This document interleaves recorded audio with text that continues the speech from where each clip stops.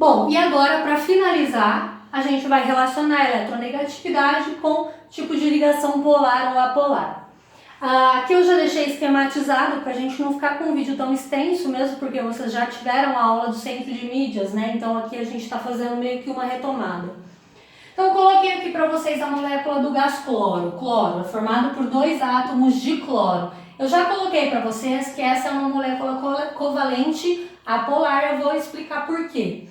Então, olha só, eu tenho aqui o cloro, ele tem 7 elétrons na camada de valência, então a gente viu isso lá nas ligações químicas. Se eu estou fazendo a ligação entre 2 átomos de cloro, os 2 átomos vão ter 7 elétrons na camada de valência. E a gente viu que eles se estabilizam com 8 elétrons. Consequentemente, o que eu vou precisar fazer aqui? Eu não vou doar um elétron para cá ou doar um elétron para cá, eu vou compartilhar um par de elétrons. Porque fazendo esse compartilhamento, este cloro fica com 8 elétrons na sua camada de valência e este cloro fica com 8 elétrons na sua camada de valência. Agora, se a gente for comparar, por isso a ligação covalente, agora se a gente for comparar a eletronegatividade, qual dos 2 átomos tem a tendência a puxar esse par de elétrons? O cloro ou o cloro? É o mesmo átomo. A mesma distância do núcleo desse átomo para a sua camada de valência é a distância desse para a sua camada de valência. Consequentemente, nem este vão atrair mais do que um ou outro. Portanto, o par de elétrons aqui nessa molécula de cloro, ele vai ficar centralizado entre os 2 átomos. Consequentemente, a gente não vai ter uma polaridade nessa ligação, que seria a concentração de elétrons, de uma carga negativa. Aqui não vai ter mais para esse lado ou mais para esse lado, não, vai estar centralizado. O que já não acontece aqui na molécula do HCl. Por quê? O H tem 1 elétron na camada de valência, o Cl tem 7, o cloro tem 7, então o hidrogênio tem 1, o cloro tem 7. Esse hidrogênio ele não vai perder o elétron dele, porque o hidrogênio se estabiliza com 2 elétrons na camada de valência, né? O hidrogênio e o hélio são os 2 únicos elementos que se estabilizam com 2 elétrons. E o cloro não vai perder um elétron, porque se ele perder não vai adiantar nada, né? Ele vai continuar sem estar estável. Então, novamente, eles vão compartilhar este elétron.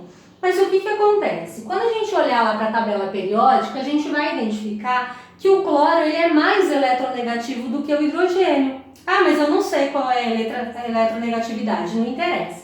O hidrogênio ele está aqui, é o primeiro elemento da tabela periódica. Qualquer elemento que estiver mais para a direita do que ele é mais eletronegativo do que ele. Consequentemente, o cloro é mais eletronegativo do que o hidrogênio e o cloro vai atrair esse parzinho de elétrons mais próximo dele. Não significa que esse par de elétrons não vai mais ser também do hidrogênio. Ele vai, ele está sendo compartilhado. Porém, a concentração de carga negativa ela vai ficar mais próxima do cloro do que do hidrogênio, desta ponta do que dessa ponta.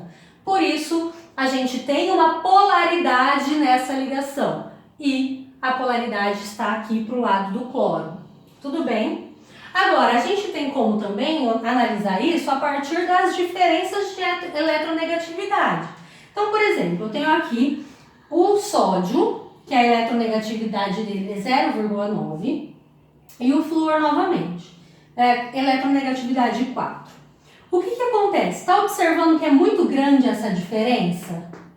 Entre 9 décimos e 4 inteiros, essa diferença é bastante grande.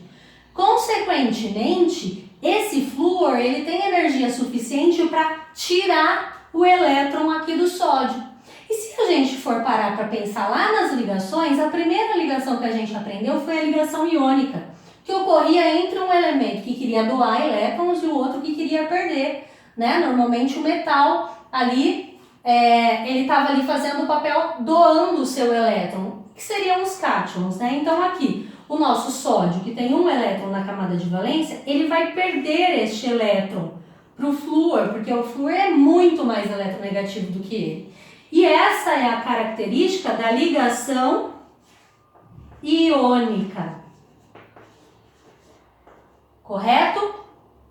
Agora aqui tem diferença também de eletronegatividade, mas não é uma diferença tão grande a ponto do flúor retirar o elétron do cloro.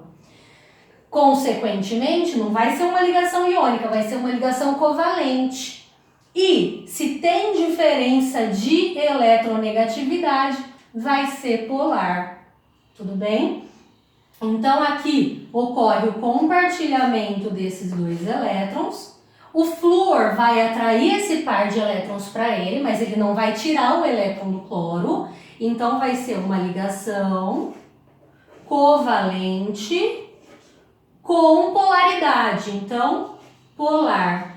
Já quando a ligação ocorre entre mesmos elementos químicos, átomos do mesmo elemento químico, como foi aqui o caso, ó, a eletronegatividade aqui é igual, então ninguém vai atrair mais do que o outro. Consequentemente, o par de elétrons ele vai ficar centralizado e não vai haver uma polaridade em uma ponta ou na outra.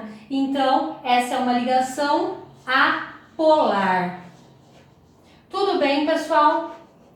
Eu espero que vocês tenham compreendido, tenham gostado da aula. Essa matéria é delicinha, a parte de ligações químicas é a parte mais gostosinha da segunda série, aí que o negócio começa a ficar gostoso. Qualquer dúvida, eu tô lá no WhatsApp, pode me chamar. Beijo, saudade, amo vocês e até já!